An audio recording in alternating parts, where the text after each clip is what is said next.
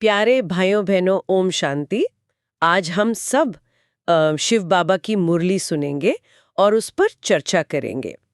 आज की तारीख है 30 अप्रैल 2026। आज की इस मुरली का, जिसमें बाबा ने प्रश्नोत्तर, वरदान, धारणा, स्लोगन, इन सभी पर बात की है। आज हम इन्हीं सब पर बहुत ही अच्छे से विचार सागर मंथन करेंगे। तो हमारा मकसद है इस मुरली की गहराइयों को समझना। बिल्कुल। ओम शांति। और देखिए, ये जो चर्चा है ना, ये बहुत ही खास होने वाली है, क्योंकि आज बाबा ने मुरली में जो कहा है वो सिर्फ कोई नियमों की लिस्ट नहीं है। हाँ, वो सिर्फ क्या करना चाहिए वाली बात नहीं है। सही कहा। ये दरअसल क्या और क्यों का एक बहुत ही शानदार संयोजन है। ये ज्ञान हमें सिर्फ ये नहीं बताता कि हम रास्ता भटक गए हैं, बल्कि ये उस पूरे मैकेनिज्म को समझाता है कि हमारी चेतना कैसे नीचे गिरी और कैसे हम अपनी आत्मा की जो बिल्कुल ओरिजिनल स्थिति है ना, उसे वापस पा सकते हैं। बिल्कुल। तो आइए इसे थोड़ा खोलकर समझते हैं। अच्छा सोचिए, आप एक ऐसी यूनिवर्सिटी में बैठे हैं जहाँ कोई क्लासरूम नहीं है, हाँ। कोई ब्लैक बोर्ड भी नहीं है, और सामने जो टीचर आपको पढ़ा रहा है ना, उसका कोई भौतिक शरीर ही नहीं है। वो एक निराकार एनर्जी है। ये सुनने में तो किसी साई-फाई फिल्म के सीन जैसा लगता है ना, एकदम साइंस फिक्शन। और मजे की बात यह है कि जो स्टूडेंट्स सामने बैठे हैं, उनका भी कोई भौतिक रूप नहीं है। लेकिन आज हम किसी फिल्म की नहीं, बल्कि एक बहुत ही वास्तविक वंडरफुल यूनिवर्सिटी की बात कर रहे हैं। जी। और आज हमारे पास ज्ञान का ये जो बहुत ही अनूठा स्रोत है ना, इसमें ब्रह्मांड के बड़े रहस्यों से लेकर हमारे छोटे-छोटे ईगोस तक की बात की गई है। बाबा ने आज मुरली की शुरुआत में ही ये स्पष्ट कर दिया है, ये पढ़ाई एक बेहद के बाप, शिक्षक और सद्गुरु द्वारा दी जा रही है। दुनिया में तो देखिए, इंसान ही इंसान को पढ़ाते हैं। एक भौतिक शरीर वाला टीचर भौतिक बच्चों को दुनिया के बारे में बताता है। बिल्कुल। लेकिन यहाँ ज्ञान का सागर खुद निराकार रूप में आकर निराकार आत्माओं को पढ़ा रहा है। पर मेरा एक सवाल है, अगर टीचर भी निराकार है और स्टूडेंट भी निराकार है, तो ये पढ़ाई हो कैसे रही है? मतलब हम तो इस हार्ड मास के शरीर में बैठे हैं ना। यही तो सबसे दिलचस्प बात आती है। बाबा ने हमारी पहचान के सबसे बुनियादी भ्रम पर ही प्रहार किया है। मतलब हम आम तौर पर क्या करते हैं? हम तो बस लेबल्स लगाते हैं। हम कहते हैं मैं इंजीनियर हूँ, या मैं इस परिवार की मुखिया हूँ। हाँ, हम अपने शरीर के नाम को या अपनी नौकरी को ही अपनी असली पहचान मान लेते हैं। लेकिन मुरली ये याद दिलाती है कि ये शरीर तो सिर्फ एक कॉस्ट्यूम है। एक पोशाक की तरह। बिल्कुल। आत्मा का अपना नाम कभी नहीं बदलता।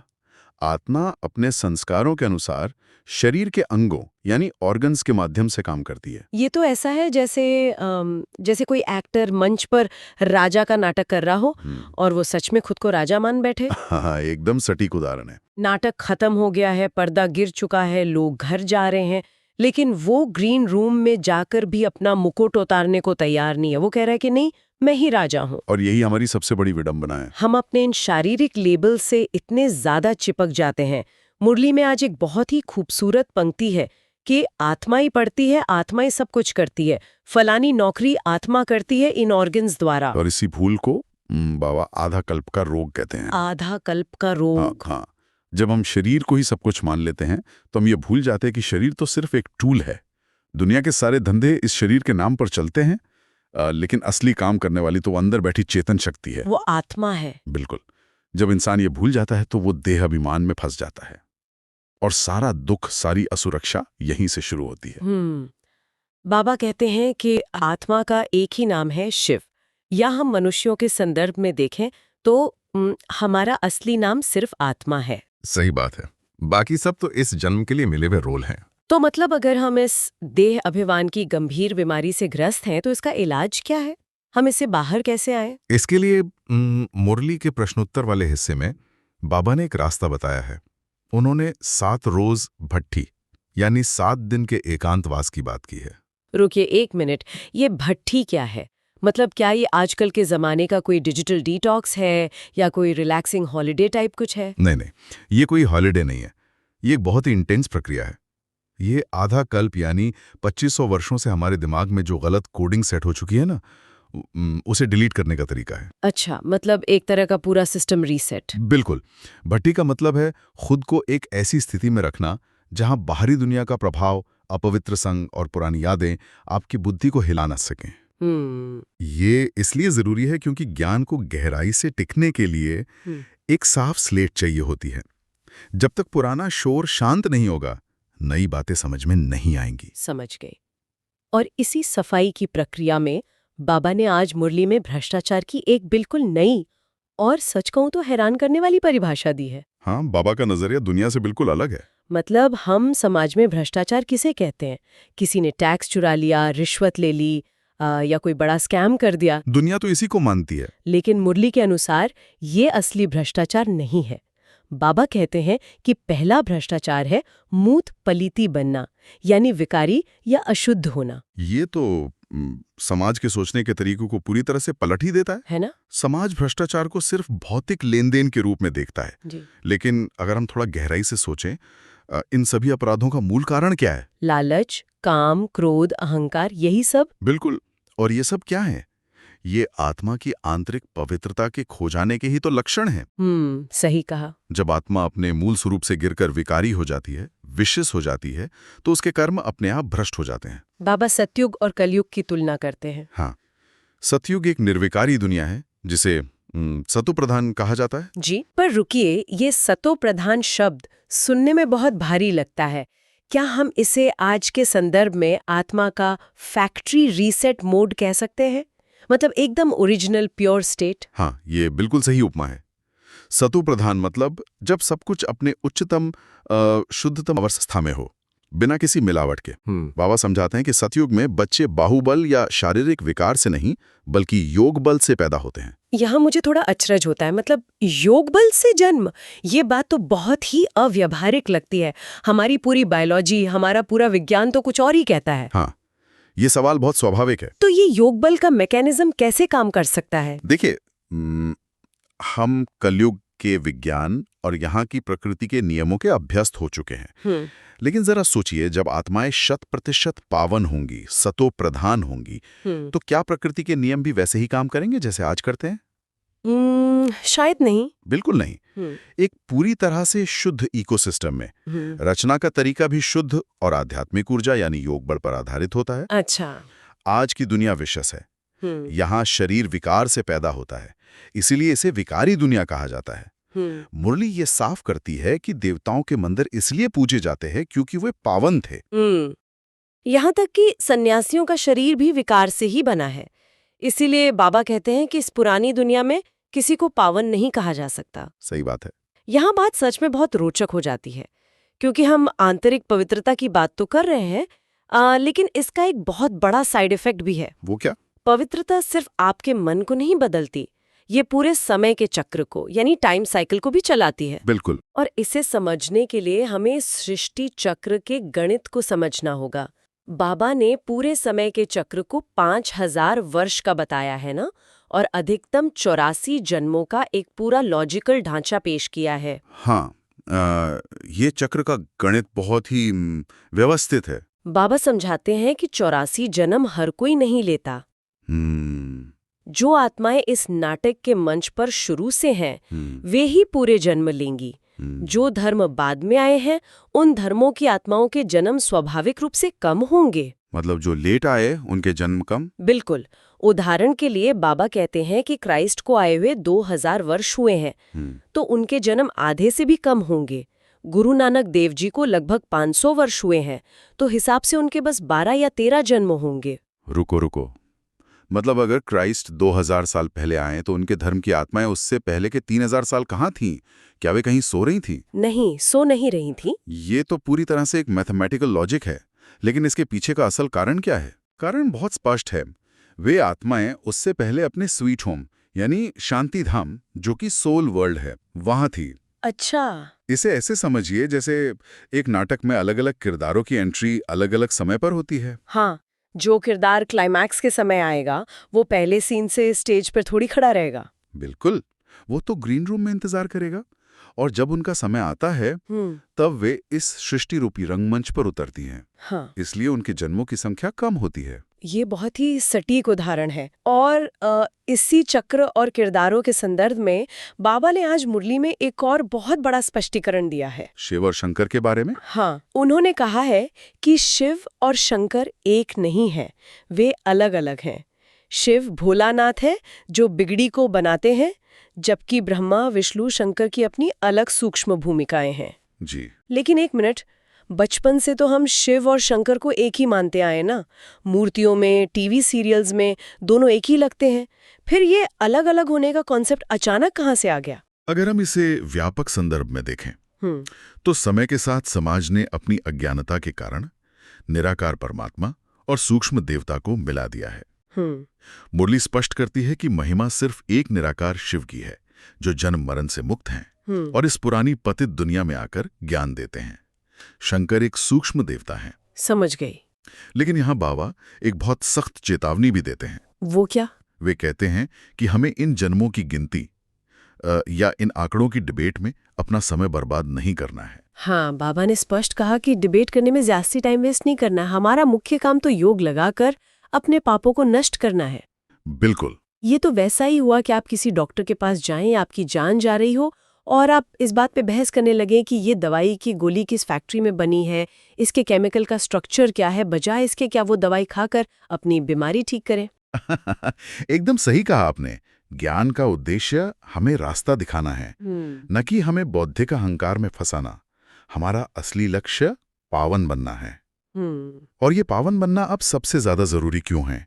क्योंकि मुरली के अनुसार ये कयामत का समय है, जिसे हम संगम युग कहते हैं। हाँ, संगम युग, यानी कलयुग के अंत और सतयुग की शुरुआत के बीच का एक बहुत ही छोटा और मूल्यवान ट्रांजिशन पीरियड।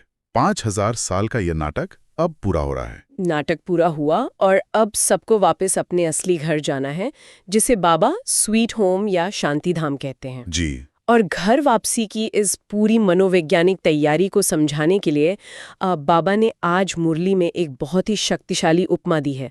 सच कहूं तो थोड़ी चौंकाने वाली है। मुर्दे और शमशान वाली? हाँ, उन्होंने मुर्दे और शमशान का उदाहरण दिया है। सुनने में थोड़ा डरावना लगता है, लेकिन इसका अर्थ बहुत गहरा है। हाँ, ये रूपक बहुत ही सटीक है। देखिए, बाबा कहते हैं कि जब किसी मुर्दे को शमशान ले जाया जाता है तो शुरुआत में उसके पैर शमशान की तरफ होते हैं और मुंह उसके पुराने घर की तरफ होता है। लेकिन जैसे ही वो शमशान के अंदर पहुंचता है तो उसका मुंह घुमाकर शमशान की तरफ कर दिया जाता है और पैर बाहर की तरफ। अच्छा, तो इसका आध्यात्मिक अर्थ क्या हुआ? इसका अर्थ ये है कि अब तक हमारा मुंह इस पुरानी दुनिया, इस दुग्धाम की तरफ था। हम इसी दुनिया से चिपके हुए थे। जी। लेकिन अब जब हमें पता चल गया है कि ये दुनिया खत्म होने वाली है, तो हमें एक पुरुषार्थी के रूप में अपना मुंह शांतिधाम और सुखधाम की तरफ करना है। और इस पुरानी दुनिया की तरफ अपनी पीठ कर लेनी है? बिल्कुल। ये उपमा वाकई में सोचने पर मजबूर कर देती है। इसे अगर मैं आज की आम जिंदगी के एक और उदाहरण से जोड़ूं, तो ये बिल्कुल वैसा ही है जैसे जब आपका नया सपनों का घर बन रहा होता है। हाँ, बहुत अच्छा उदाहरण है ये। जब वो नया घर आकार लेने लगता है ना, तो आपका सारा ध्यान वहीं शिफ्ट हो जाता है। आप दिन भर सोचते हैं कि कौन सा फर्नीचर कहाँ रखेंगे, दीवारों का रंग क्या होगा। सही बात है। और जो आपका पुराना सीलन भरा टूटता हुआ किराए का घर है, उससे आपका दिल अपने आप हट जाता है। आपको उस पुराने घर की दरारें अब परेशान नहीं करती, क्योंकि आपको पता है कि आप जल्दी वहां से हमेशा के लिए जाने वाले हैं। ये एक बहुत ही महत्वपूर्ण सवाल खड़ा करता है। क्या ये नए घर की यात्रा या पुरानी दुनिया से मुंह मोड़ने का मतलब ये है कि हम अपना घर बार छोड़कर कहीं जंगलों में चले जाएं? नहीं, बिल्कुल नहीं। बाबा बहुत स्पष्ट रूप से कहते हैं कि ये है बुद्धि की प्रैक्टिस। ये कोई शारीरिक यात्रा नहीं है। हमें इसी दुनिया में रहना है, अपने परिवार के साथ रहना है, लेकिन अपनी बुद्धि और चेतना को इस पुरानी दुनिया से समेटना है। पुराने रिश्तों, खत्म होने वाली चीजों और इस देह के आकर्षण से मोह भंग करना ही असली योग है। एकदम सही। और यही वो जगह है जहां इस मुरली के ज्ञान का असली व्यवहारिक प्रयोग शुरू होता है। सिर्फ बड़ी बड़ी बातें समझने से कुछ नहीं होगा, इसे आज इसी पल अपने जीवन में उतारना होगा। बिल्कुल। मुरली के अंतिम हिस्से में बाबा ने धारणा, वरदान, स्लोगन और अव्यक्त इशारों के माध्यम से बिल्कुल यही सिखाया है। हाँ, अगर हम आज की मुख्य धारणा की बात करें तो उसका सार यही है कि व्यर्थ की बातों और बहसबाजी से अपनी बुद्धि को हटाना है। अपनी मेंटल एनर्जी को बचाना है। जी, खुद को आत्म अभिमानी स्थिति में रखकर उस नए मकान यानी सुखधाम को याद करना है। और आज का जो वरदान है वो तो जैसे माया से यानी नकारात्मकता से लड़ने का एक अमोघ अस्त्र है। बिल्कुल। बाबा ने कहा है कि माया का सामना करने के लिए ईश्वरीय कुल की शक्तिशाली स्मृति का उपयोग करो। बस एक संकल्प कि मैं ईश्वरीय सेवा पर हूं। ये छोटी सी स्मृति हमारी सारी कमजोरियों को जड़ से खत्म कर सकती है। बहुत पावरफुल बात है। जब आपको ये याद रहता है कि आप कोई साधारण इंसान नहीं हैं, बल्कि ईश्वरीय कार्य के प्रतिनिधि हैं, तो आपका आत्मविश्वास ही एक अलग स्तर पर होता है। सही कहा। लेकिन देखिए, सेवा और अच्छे काम के दौरान एक बहुत ही सूक्ष्म विघ्न भी आता है। विघ्न? कैसा विघ्न? जिसका जिक्र बाबा ने आज के अव्यक्त इशारे में किया है, वो है मैंपन। ओह हाँ। ये अहंकार की मैंने ये किया या मेरा आइडिया बहुत अच्छा था या फिर मैं ही ये कर सकता हूँ। बाबा कहते हैं कि ये ज्ञान और सेवा का अभिमान है जो हमारी सफलता में सबसे बड़ी रुकावट बनता है। इसे खत्म करने के लिए खुद को सिर्फ एक निमित्त समझना बहुत जरूरी है, एक इंस्ट्रूमेंट। ये तो हम सभी की जिंदगी का एक बहुत बड़ा और कड़वा सच है।